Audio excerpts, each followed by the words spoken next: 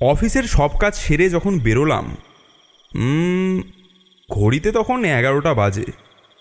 আমাদের অফিসটা শহর থেকে একটু ভেতরেই, তাই এত রাতে রাস্তাঘাট প্রায় জনশূন্যই থাকে। এদিকে রাতের শেষ বাসটারও আসার সময় হয়ে গেল, তাই আমি তাড়াতাড়ি পা চালিয়ে বাস স্ট্যান্ডের দিকে হাঁটতে থাকলাম। বাস স্ট্যান্ডটাও দূরে নয়, সামনেই। কিছুক্ষণ হাঁটার পর সামনে বাস স্ট্যান্ডটা চোখে পড়ল। শহরের অন্যান্য রাস্তাঘাটগুলোতে আলো থাকলেও আজ এই জায়গাটায় যেন গুমট বাঁধা অন্ধকার জমাট হয়ে রয়েছে। পোস্টারের লাইটগুলোও জ্বলছে না, শুধু বাস স্ট্যান্ডের ওপরে একটা লাইট টিম টিম করে জ্বলছে। আমি বাস স্ট্যান্ডের বেঞ্চের ওপর গিয়ে বসলাম। আধ ঘন্টা বসে রইলাম। বাস তো দূরের কথা, আজ একটা মানুষও চোখে পড়ছে না।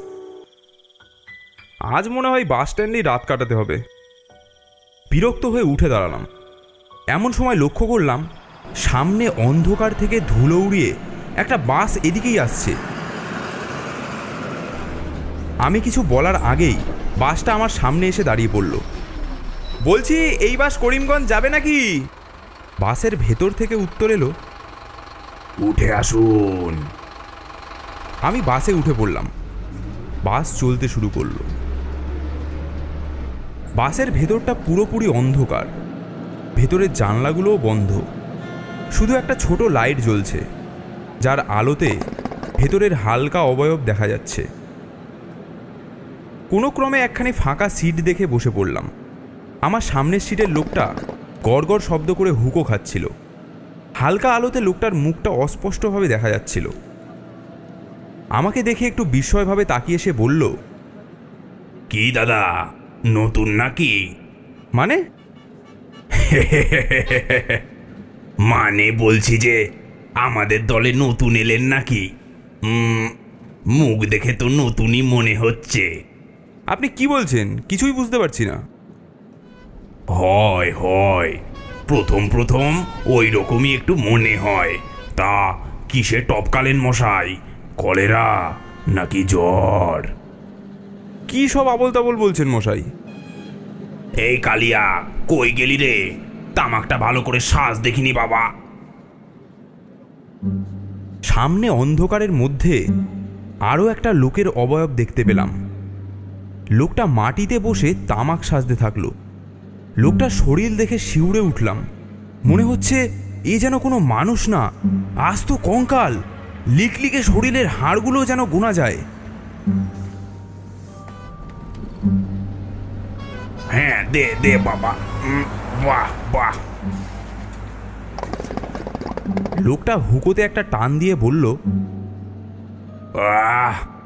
কি যেন বলছিলাম।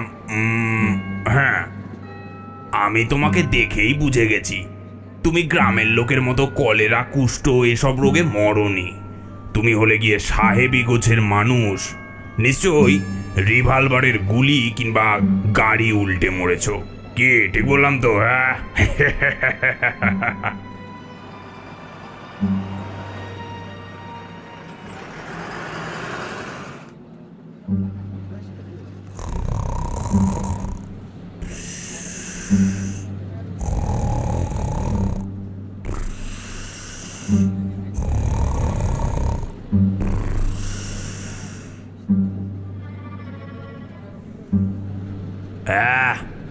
এই বেটার ল্যাংচার নাক ডাকার শব্দে একটু শান্তিতে বসে কথা বলার উপায় নেই। বলি, এই এই বেটা, নাকের মধ্যে তুলো গুজে ঘুমোতে পারিস না? কে ধুর, দিলে তো ঘুমটা ভাঙিয়ে। স্বপ্নে একটা মানুষের ঘাড়টা মোটকে সবাই খেতে যাব, এমন সময় আমার স্বপ্নের 12টা বাজিয়ে দিলে। তোর নাক ডাকার শব্দে যে আমাদের সবার 12টা বেজে গেছে, সে কথা কি খেয়াল করেছিস? আমি নাক ডেকেছি?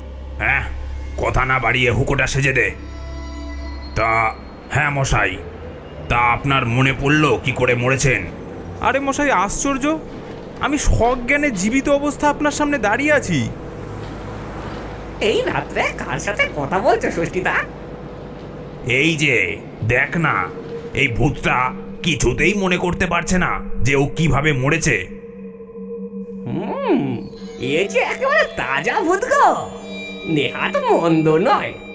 হ্যাঁ, তোর খালি খাই খাই খাই, চুপ কর। পাশের সিটের লোকটা ঘুম ঘুম জড়ানো গলায় বলে উঠল, কি হয়েছে? সকাল সকাল এত চিল্লামিল্লি কিসের?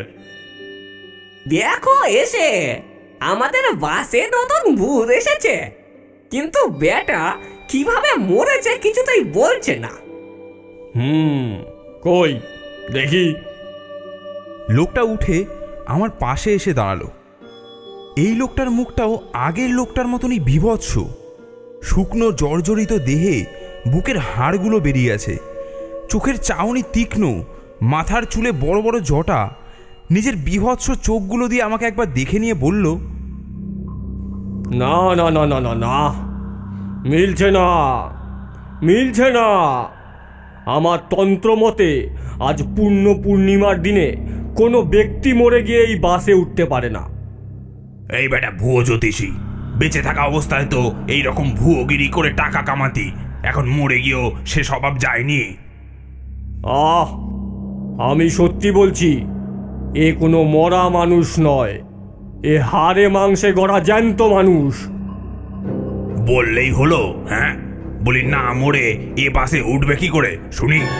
এই যে শুধু ভূতেদের বাস, রোজ রাত্রে আমরা সব ভূতেদের দল এই বাসে করে ঘুরে বেড়াই, এ কথা কি তুই ভুলে গেছিস? হ্যাঁ, আমি বলছি এই বেটা মানুষ। এবার দেব তোর মাথায় এক কিল। মানুষ? হ্যাঁ, এ বেটা মানুষ? বেটা ভুয়ো তান্ত্রিক। কি বললি? তুই আমাকে ভুয়োতান্ত্রিক বললি? দাঁড়া তাহলে। এই কি করবি, কি করবি? আবার বলবো, আবার বলবো, ভুয়ো ভুয়ো ভুয়ো। আরে ঝগড়ার দরকার কি? একটা কাজ করি, ওকে আমি আস্ত চিবিয়ে খেয়ে ফেলি, তাহলেই তো বোঝা যাবে ও মানুষ না ভূত।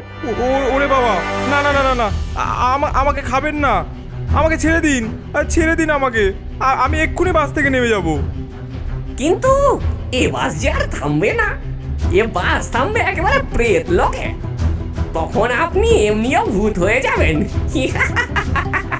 না না না না না, আমাকে ছেড়ে দিন, ছেড়ে দিন আমাকে। বেটা মনে হয় খুব ভয় পাওয়ার পেয়েছে। এই কেউ লাইটটা জ্বালাও।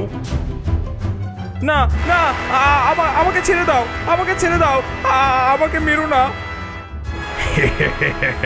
ভয় পাবেন না দাদা, আমাকে চিনতে পারছেন না? আমার নাম ষষ্ঠীপদ সামন্ত। আমার একখানি যাত্রার দল আছে। আপনি তো ওই পৌরসভার লোক, পৌরসভায় কাজ করেন। গত মাসে আপনাদের কাঁকুরগাছি মেলাতে যাত্রা করার জন্য আপনার কাছে কত করে একটা জায়গা চাইলাম, কত করে অনুরোধ করলাম আপনাকে, তবুও আপনি জায়গাটা দিলেন না। তাই আজ রাত্রে আপনাকে একা পেয়ে একটু মজা করলাম। হ্যাঁ, এই যে যাদেরকে আপনি দেখছেন, এরা সব যাত্রার লোক। এক জায়গা থেকে যাত্রা সেরে আমরা বাড়ি ফিরছিলাম। আপনি মশাই আজ বেশ জব্দ হয়েছেন।